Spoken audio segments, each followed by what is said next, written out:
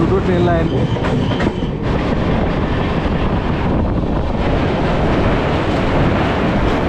এটা হচ্ছে পুরী স্টেশনের বাইরের অটো স্ট্যান্ড। বর্ষাতে এরকম অবস্থা, আর পুরী স্টেশনের সামনেটা এরকম সেট করে দেওয়া হয়েছে। কত কত মানুষের আশ্রয়স্থল জাস্ট দেখুন। বর্ষাতে কোনো মানুষের কোনো প্রবলেম হচ্ছে না। ওপরের যে সেটগুলো দেখতে পাচ্ছেন এগুলো কিন্তু মানে রিমুভেবল, মানে ফোল্ডিং টাইপের। এগুলো নর্মাল টাইমে কিন্তু এগুলো গুটিয়ে নেওয়া হয়, ফলে এখানে অটো টোটো স্ট্যান্ড আর হয় এই সামনেটাতে। তো এখন বর্ষাকাল, সেই জন্য এত সুন্দর একটা সিস্টেম করা হয়েছে। এখানে অসংখ্য এটিভিএম মেশিন আছে, আর এই হচ্ছে সমস্ত টিকিট কাউন্টার। কত মানুষ ক্লান্ত হয়ে বিশ্রাম নিচ্ছে জাস্ট দেখুন। এটাই আশ্রয়স্থল। এছাড়াও অনেকে ভাবেন যে স্টেশনে এসে ক্লক রুমে জিনিসপত্র রেখে পরে ঘুরবো, তো তার জন্য কিন্তু একদম 24 ঘন্টা ওপেন থাকে এই ক্লক রুম। দেখতে পাচ্ছেন আমাদের ট্রেন দিয়েছে Puri Shalimar Dhauli superfast express, platform number 2। তো চলুন যাওয়া যাক। তো hey guys, welcome to my channel. তো ফাইনালি আজকে আমি যাব 12822 পুরী শালিমার সুপারফাস্ট এক্সপ্রেসে করে। তো ফাইনালি দেখতে পাচ্ছেন আমরা প্ল্যাটফর্ম 2 নম্বরে আমাদের ট্রেন দিয়েছে পুরীর।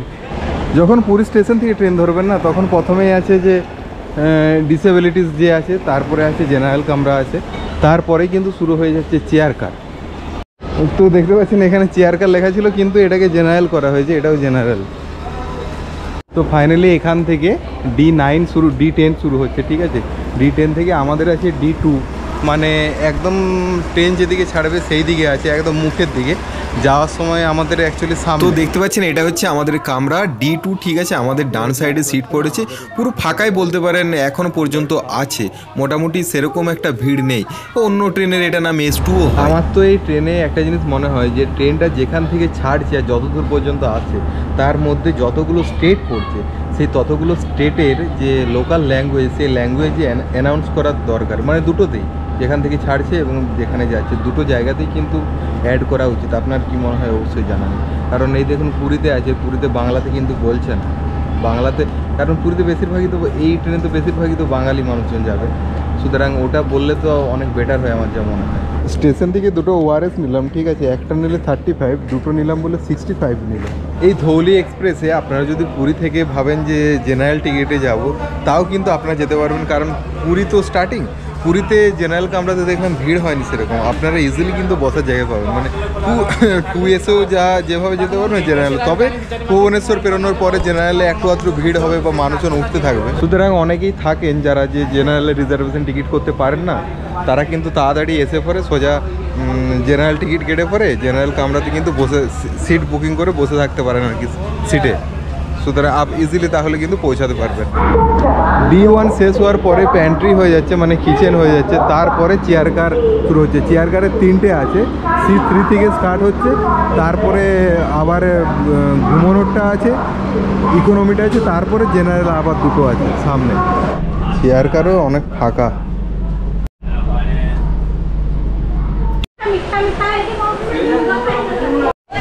তো বন্ধুরা ফাইনালি 10:25 আমাদের ট্রেন ছেড়ে দিল একদম পুরী স্টেশন থেকে, ঠিক আছে। তো একদম মোটামুটি টাইমেই ছেড়েছে বলতে পারেন। তো কতক্ষণ কি লাগে না লাগে দেখা যাক।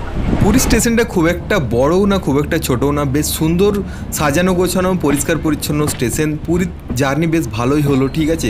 আপনারা পুরী কিভাবে আসবেন, কিভাবে ঘুরবেন, সেই ভিডিও যদি না দেখেছেন, যদি দেখতে চান অবশ্যই দেখে নেবেন। লিঙ্ক আমি ডেসক্রিপশন বক্স এবং কমেন্ট বক্স দুটো জায়গাতেই দিয়ে রাখছি। তো বাকি ভিডিওটা দেখতে থাকুন, আরও আমরা কেমন কি এক্সপিরিয়েন্স করি।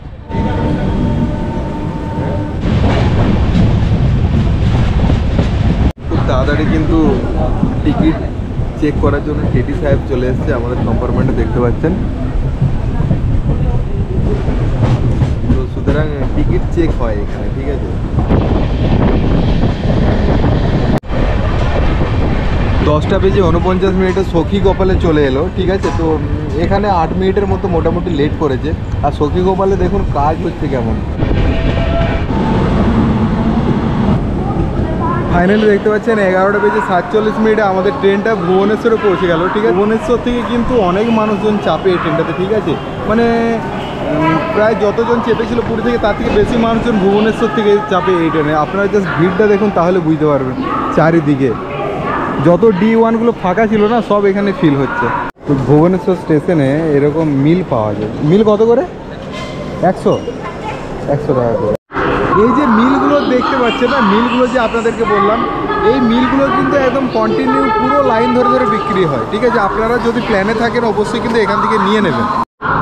কত কত মানুষজন শুধু ঢৌলি ধরবে, দৌড়ে দৌড়ে যাচ্ছে পুরো। তবে এখান থেকে জেনারেল আর ফাঁকা পাবে না, জেনারেল কিন্তু এবার থেকে ফুল হয়ে যাবে এবং ভিড় হবে।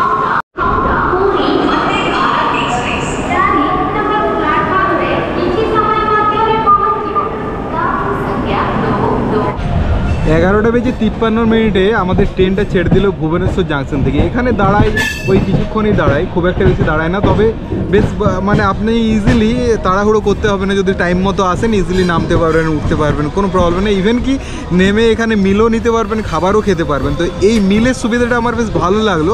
আপনি ট্রেন থেকে জাস্ট একটু নেমেই কিন্তু মিলের ব্যবস্থা, এবং মিলটা দেখে মনে হলো যে যথেষ্ট ভালো মিল। 100 টাকাতে মোটামুটি আপনি যদি আইআরসিটিসির যে প্যাকেজগুলো আছে সেখানেও যদি খেতে যান, সেখানেও কিন্তু সেম রেটই নেয়, বেশি দামও কিন্তু নয়। এই জিনিসটা বেশ ভালো।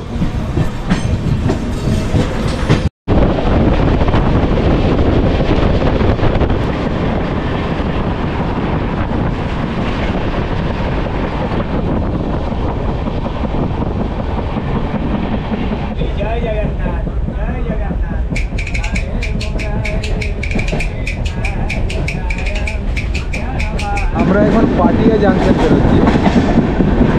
পাটিয়া জাংশনেও কিন্তু অনেক ট্রেন আসে, এখানে নামলে অনেক এক্সাম সেন্টারও আছে, অনেকে এক্সাম দিতে আসে।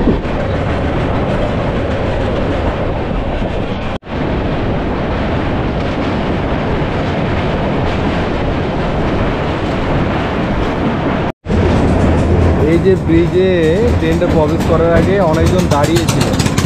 ফোন কিন্তু সাবধানে আপনারা এখানে ব্যবহার করবেন। এন্ট্রিটা, ব্রিজের এন্ট্রিটা পক করে নিয়ে নেবে ফোন।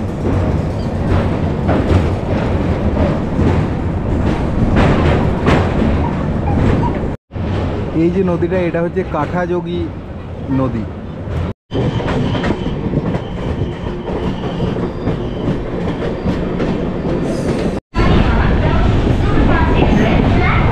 বারোটা বেজে 33 আমাদের ট্রেনটা কটকে পৌঁছে গেল। তবে এখান থেকে কতক্ষণ হল্ট দেয় দেখা যাক, আর কটায় ছাড়ে দেখা যাক।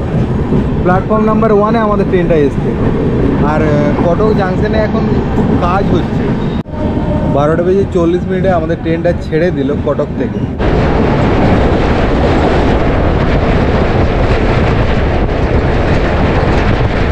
তো দেখতে পাচ্ছেন ফাইনালি আমরা এখন মহানদী পেরোচ্ছি। এটাকে মহানদী বলা হয়। কত বড় দেখুন।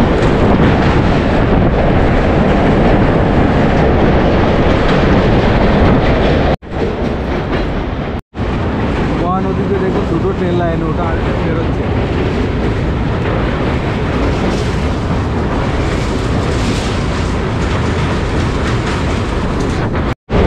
এখনো শেষ হয়নি, কত বড় দেখুন।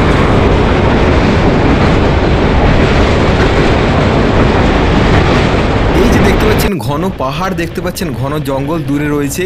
এটাই কিন্তু মানে কপিলাস বলা হয় এই জায়গাটাকে। ঠিক আছে, কপিলাস এরিয়া বলা হয়। এখানেই কিন্তু তপবন আছে মাঝখানে। চারদিকটা কত সুন্দর দেখতে লাগছে, জাস্ট দেখুন এই সাইডটা। আর পাহাড় আছে মানেই তো বুঝতে পারছেন এখানে আয়রন ওরও আছে।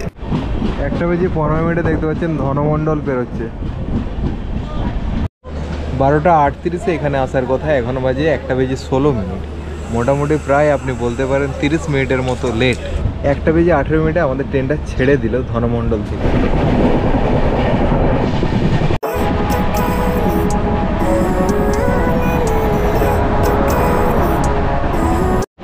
এবার আমরা এখন এই যে নদীটা পেরোচ্ছি এটাকে বলা হচ্ছে ব্রাহ্মণী নদী। ঠিক আছে, ব্রাহ্মণী রিভার বলা হয়। আর প্রত্যেকটা নদীর উপর আপনি যখন পেরোবেন না, সেই ভিউটাই কিন্তু আলাদা।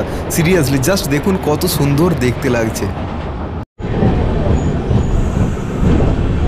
1টা বেজে 51 কেন্দ্রে পৌঁছে গেল আমাদের ট্রেনটা। 1টা বেজে 55 আমাদের ট্রেনটা এখান থেকে ছেড়ে দিল। এখানে বেশিক্ষণ টাইম দাঁড়ায়নি, বেশিক্ষণ হল্ট দেয়নি, দেখতে পাচ্ছেন।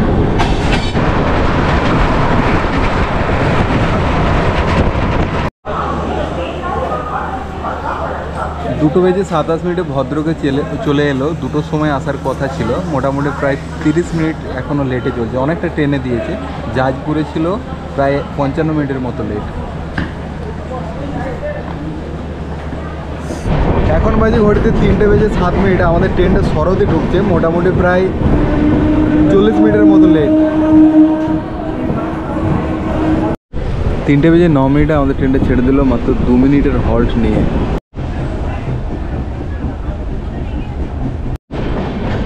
3:29 আমাদের ট্রেনটা বালেশ্বর জাংশনে প্রবেশ করলো। আমাদের কম্পার্টমেন্টের অবস্থা দেখুন, অনেকক্ষণ পরে কিন্তু একজন ভেন্ডার দাদাকে দেখতে পেলাম, তিনি কিন্তু জল নিয়ে এলেন। আর সেরকম খাবার কিছু পাইনি আমরা। 3:35 বালেশ্বর থেকে ছেড়ে দিল। এখানে যে কতগুলো ট্রেন পাস করালো তার নেই ঠিক। আর দুটো করলো না, আর কতক্ষণ এখানটাতেই লেটটা বেশি হয়, কতক্ষণ যে লেট হবে তার কোনো ঠিক নেই।